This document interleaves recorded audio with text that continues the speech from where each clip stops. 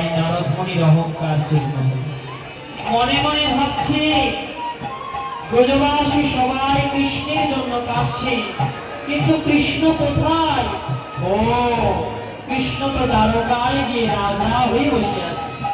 বাবা বাবা ভগবান, এতদিন জানতাম তুমি ভক্তের ভগবান, তুমি কামালে ঠাকুর, আর আজকে ভক্তদেরকে কাঁদাই তুমি দ্বারকায় রাজা হয়ে বসে আছো। বাহ, আমি যাবো দ্বারকায়, ভগবানকে জিজ্ঞাসা করবো, হে ভগবান, যে ভক্তগুলো 100 বছর ধরে তোমার জন্য কাঁদছে, এখনো কাঁদছে, তাদের কথা কি তোমার মনে পড়ে না ভগবান?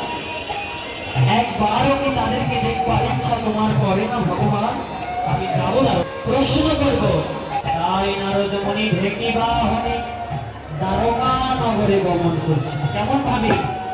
নারদ দেখিয়া ধাই দ্বারকা পুরেতে যায়।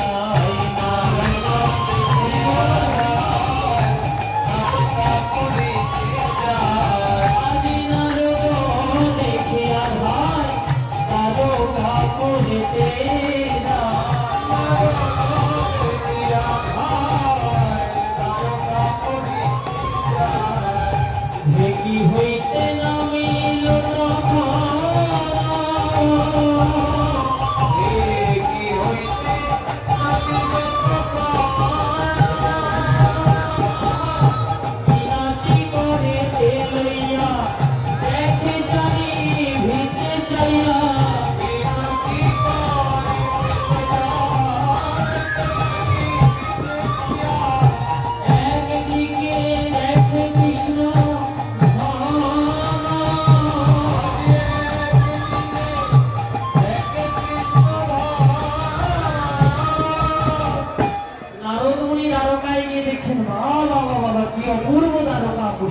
প্রশস্ত রাজপথ, ফুলে ফলে উদ্যান প্রস্ফুটিত হইয়াছে, আর একটা রত্ন সিংহাসনে কৃষ্ণ বলরাম দুই ভাই বসে আছে।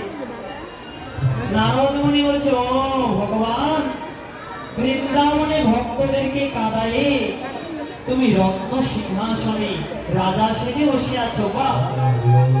তাই নারদ মুনি তার কণ্ঠের বীণাটাকে আদেশ দিলেন, বীণা, আজ পর্যন্ত তুই ভগবানের নাম করেছিস, নারায়ণের নাম করেছিস, আজকে কোনো ভগবানের নাম হবে না, আজকে ভক্তের নামে বীণা বাজবে। তাই বীণা, আমি তোকে আদেশ করছি, ওরে বলো বলো যন্ত্র রাধা নাম মন্ত্র, রাধা নাম ছাড়া আর কিছু না।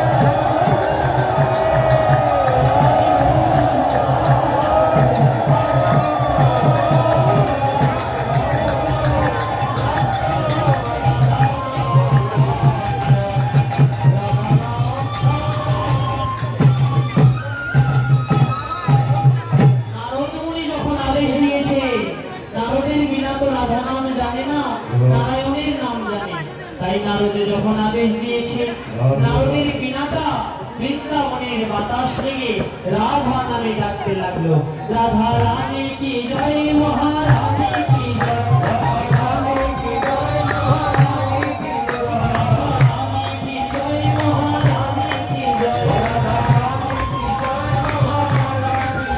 আমার কৃষ্ণ অনুরাগ তোমারি জয় জয় জয়, আমার সখী শিরোমণি জয় জয় জয়, আমার ভাবগুলো ধারিণী জয় জয় জয়,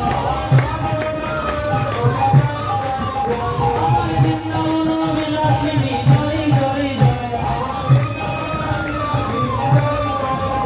আমার শ্যাম সোহাগে সোহাগিনী জয় জয় জয়,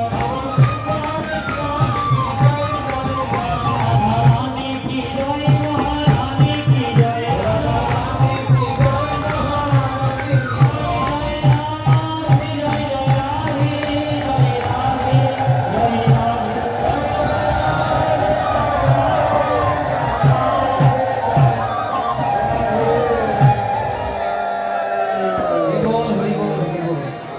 আজকে রাধা নামে যখন বিনাটি বেজে উঠেছে, সেই রাধা নাম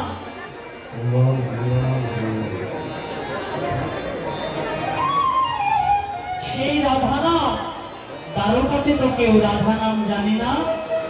সেই রাধা নাম নারদের বিনা ভেদ করে ভগবান কৃষ্ণের কর্ণকুহরে প্রবেশ করবে।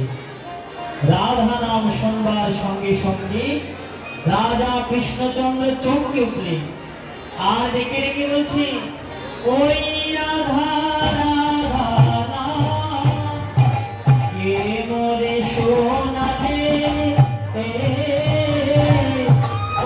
রাধা রাধা নাম কে মোরে শোনাবে,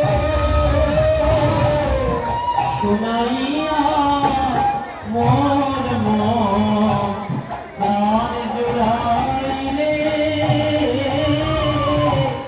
শোনাইয়া মোর মন প্রাণ জুড়াইলে,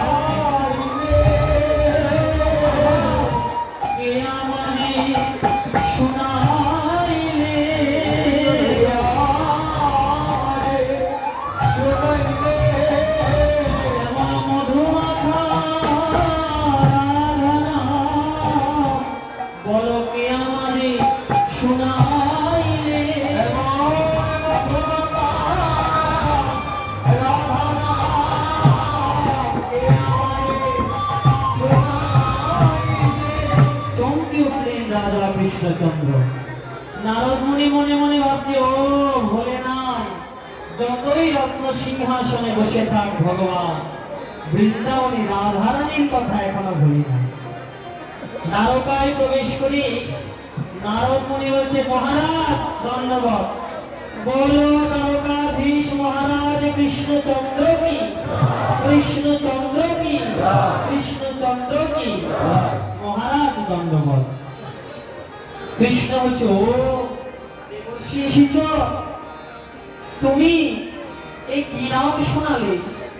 এত বছর দ্বারকায় কেউ তো এই নাম আমাকে শোনায় নাই।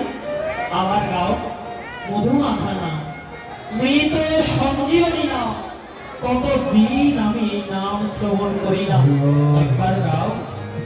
রাধার অসমৃত সিন্ধু নামে গ্রন্থে উল্লেখ আছে, কেউ যদি রাধা নাম উচ্চারণ না করে শুধু রা উচ্চারণ করে, রা দিয়ে অনেক কিছু হয়, রাজে রাম হয়, রাজে রাস্তা হয়, তাই না? কেউ যদি শুধু রা উচ্চারণ করে, ভগবান বললেন, ওরে যে রা উচ্চারণ করে আমি তার বদনের কাছে আমার কান নিয়ে বসে থাকি, আমি কান পেতে বসে থাকি, কান পেতে বসে থাকি, কান পেতে বসে থাকি, কান পেতে বসে থাকি, ভাষক শুনবো বলে কান পেতে বসে থাকি, ভাষক শুনবো বলে কান পেতে বসে থাকি। কেউ যদি রা উচ্চারণ করে জগদীশ্বর ভগবান কান পেতে বসে থাকে পবন ধাও উচ্চারণ করবে, এমন রাধা নামের শক্তি। তাই গোবিন্দ নারদ মুনিকে বলছে, দেবশ্রী মধুমাখা নাম আরেকবার গাও না।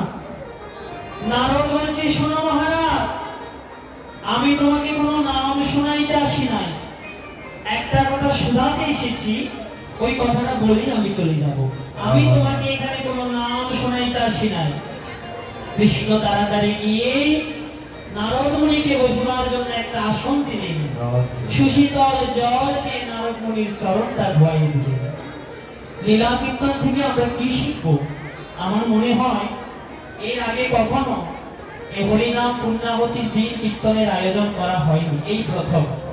যার নিমন্ত্রণে এসেছি আমার শ্রদ্ধেয় কাকু রূপকুমার সাহা, তিনি নিমন্ত্রণ করেছেন অত্র কমিটির একজন সদস্য হয়ে। তিনি বললেন আগে কখনো লীলা কীর্তন হয়নি, তাই মিলন গানের আগে যেন আমরা কিছু লীলা আস্বাদন করি। লীলা কীর্তন আমরা কেন শুনবো, কি শিখবো? দেখুন, তারকাতেই তো রাজা কৃষ্ণচন্দ্রে দাস দাসের অভাব নাই, তাহলে রাজা নিজে গিয়ে নারদ মুনিকে বসবার আসন দিলেন কেন?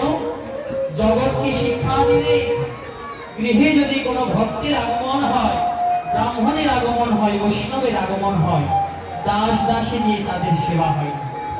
গৃহকর্তা গৃহকর্ত্রীর নিজে গিয়ে সেবা করতে হয়, কারণ যেই ঘরে ব্রাহ্মণ বৈষ্ণবের চরণধূলি পড়ে, যেই ঘরে গুরুদেবের চরণধূলি পড়ে, সেটার ঘর থাকে না, সেটা তীর্থে পরিণত হয়ে যায়।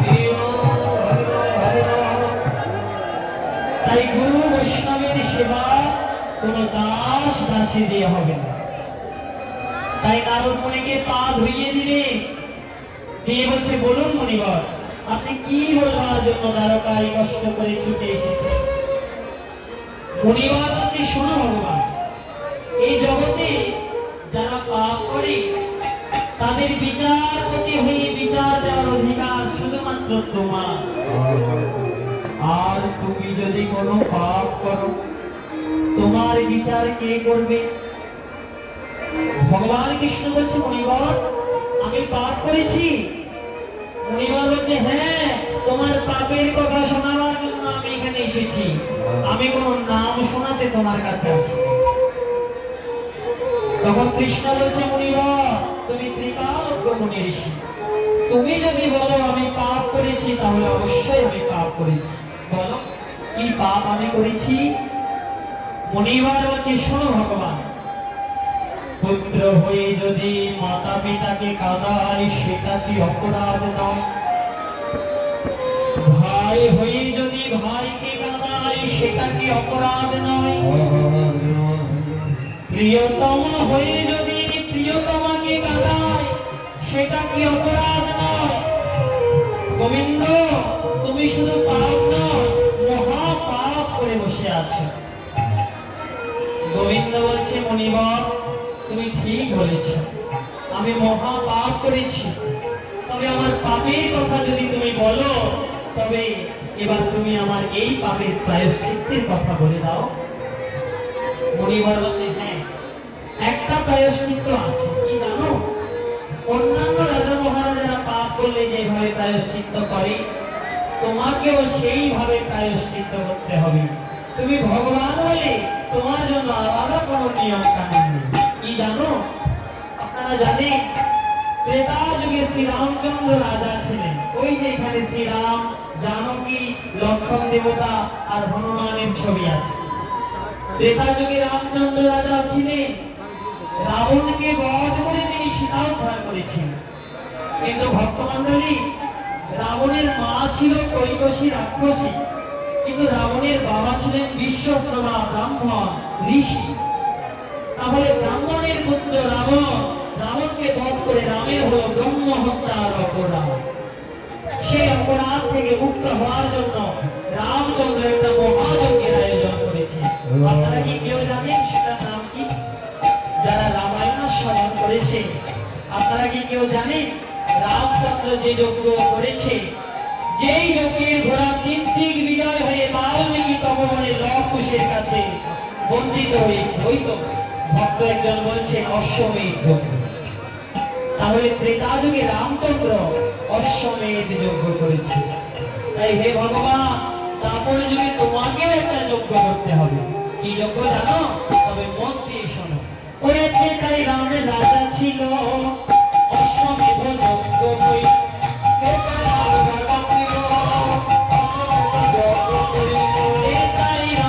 রাজা ছিল, অশ্বমেধ যজ্ঞ হই।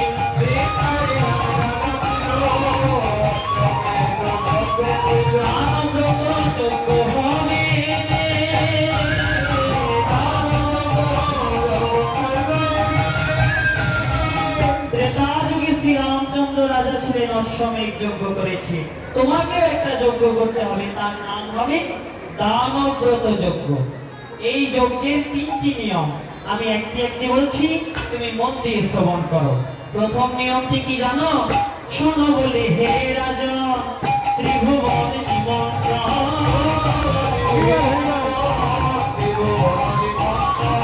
শোনো বলে হে রাজা, ত্রিভুবন নিমন্ত্রণ।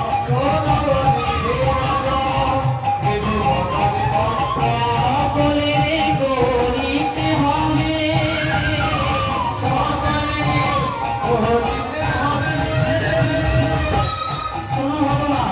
ত্রিভুবনে সবাইকে নিমন্ত্রণ করতে হবে।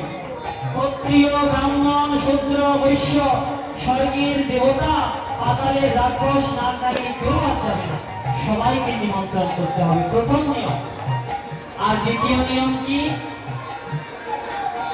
যোগ্য সাঙ্গ হবে যাবে, যে জন আগে দান চাইবে। করিবে দান তারে হাসি মুখে,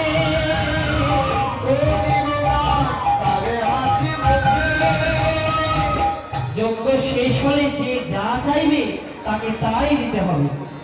কেউ যদি এসে বলে কৃষ্ণ তুমি আমার পুত্র হও, তুমি তখন তার পুত্র হয়ে যাবে। কেউ যদি এসে বলে কৃষ্ণ তুমি আমার ভাই হও, তুমি তার ভাই হবে। কেউ যদি এসে বলে কৃষ্ণ তুমি আমার প্রিয়তম হও, তুমি তার প্রিয়তম হবে। আর যদি কেউ বলে কৃষ্ণ তুমি আমার ঘরের দাস হও, তুমি তার দাস হবে। যে যা চাইবে তোমাকে তাই দান করতে হবে। মন দিয়ে শুনুন ভক্তগণ, আজকে যা চাইবেন তাই পাবেন ভগবানের কাছে। এমন সময় পাশে ছিল বলরাম, ডেকে বলছে মুনিবর, সবাইকে যদি সব দান করে দিই আমরা তো পথের ভিখারি হয়ে যাব। মুনিবর বলছে এটাই তো যজ্ঞের তৃতীয় নিয়ম। যজ্ঞের ৩ নম্বর নিয়মটা কি? সর্বশেষ দান দিয়া ভিক্ষার ঝুলি কাঁধে লইয়া, সর্বশেষ দান দিয়া ভিক্ষার ঝুলি কাঁধে লইয়া, ভিক্ষা করি খাবে না সুখে।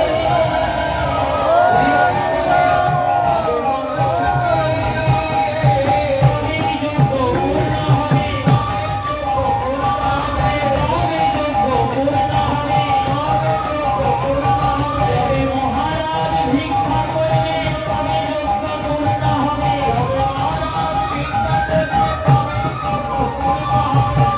জগতের যত রাজা যার কাছে ভিক্ষা চায়, তিনি যখন দুয়ারে দুয়ারে ভিক্ষা করবে তবেই দানব্রত যজ্ঞ পূর্ণ হবে। তাই এই যজ্ঞ কোথায় হবে? প্রভাস নদীর তীরে। তাই এই যজ্ঞের নাম হবে প্রভাস যজ্ঞ। তখন এই কথা শুনে গোবিন্দ বলছে নারদ মুনি আপনার বয়স হয়েছে। উল্টা উল্টা কি বলছে? প্রথমে বললেন যে যা চাইবে তাকে তাই দেব, আবার বললেন সবার কাছ থেকে ভিক্ষা চাইব। আচ্ছা, আমি যদি কাউকে 10 টাকা দিই, দান করি, সেই 10 টাকা যদি ভিক্ষা করে আমি আমার নিজের কাছে নিয়ে ফেলি, তাহলে এটা কোনো দান হলো? নারদ মুনি কি বলছে? নারদ মুনি বলছেন শোনো ভগবান, তুমি যদি কাউকে 10 টাকা দান করো, তার কাছ থেকে ভিক্ষা করবে মাত্র 1 টাকা। দান করবার পরে ভিক্ষা করা কর্তব্য। কেন জানো? যে জন দান করে ভিক্ষা করে দানের অহংকার থাকে না আর।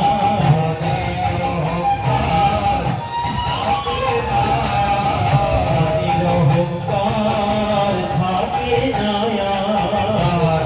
অহংকার থাকে না আর। দান করিয়া ভিক্ষা নিলে দানের অহংকার থাকে না আর। দান করিয়া ভিক্ষা দিলে দানের অহংকার থাকে না আর। দান করে ভিক্ষা করতে হয়। দেখবেন যারা বৈষ্ণব ভিক্ষা করে, আপনি যদি যদি চাল দেন তাদেরকে, সেই চাল তারা ভিক্ষায় নিয়ে অল্প চাল আপনার বাটির মধ্যে দিয়ে দেয়। দান করে ভিক্ষা করতে হয়। রাজা হরিশ্চন্দ্র অনেক দান করেছে, কিন্তু অন্তরে ছিল অহংকার, স্বর্গে যেতে পারে না, তাই আবার পৃথিবীতে ফিরে আসতে হয়েছে। তাই দান করে ভিক্ষা করতে হবে। যে জন দান করে ভিক্ষা করে, দানের অহংকার তার মনে থাকে না। শুধু মন্ডলী, আপনারা যদি প্রণামী দেওয়ার ইচ্ছা থাকে, এখানে একজনকে দেবেন। এইভাবে যদি দেন বিশৃঙ্খলা হয়ে যায়। কীর্তন শেষেও আপনারা দিতে পারবেন, এখানে একজনকে দিয়ে রাখতে পারবেন। হ্যাঁ, মন দিয়ে কীর্তন শুনুন। বেশিক্ষণ সময়টা আমাদেরকে দেয়নি, এর মধ্যে আমাদেরকে রাধা কৃষ্ণের যুগল মিলন আস্বাদন করতে হবে। হ্যাঁ, আমাদেরকে ছোট করবার জন্য ইঙ্গিত দিচ্ছে। তাই নারদ মুনি বলছে যজ্ঞের আয়োজন করো। গোবিন্দ বলছে বলরাম দাদাকে, দাদা তুমি ছাড়া তো আমার গুরুজন আর কেউ নাই, তুমি কি বলো? দাদা বলছে যা বানাই পত্র লিখে দে সবার নামে। তখন বলরাম দাদা যখন আদেশ দিলে, তখন রামের বচন শুনিয়া, তখন রামের বচন শুনিয়া, তখন পত্র লিখে নিজ পদে, পত্র লিখে নিজ পদে, প্রথম শঙ্করী পরে শঙ্করীরে। সবার আগে কাকে চিঠি লিখলেন? লিখে প্রথম শঙ্করে মহাবৈষ্ণব কৈলাসপতি মহাদেবকে লিখে, প্রথম শঙ্করে পরে শঙ্করীরে, গণপতি কার্তিকে লিখে, গণপতি কার্তিকে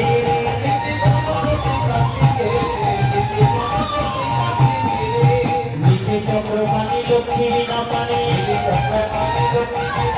লিখে চক্রপাণি লক্ষ্মী বিনা পানে, ইন্দ্রাদির ভবনে ভক্তজনীরে লিখে নিজ করে, হে বলরাম সঙ্গে। পত্র লিখে দাদাকে দিয়ে বলেছে, দাদা আমি তো ছোট মানুষ, কিছু বুঝতে পারি না, পত্র লেখা হয়েছে কিনা দেখুন তো।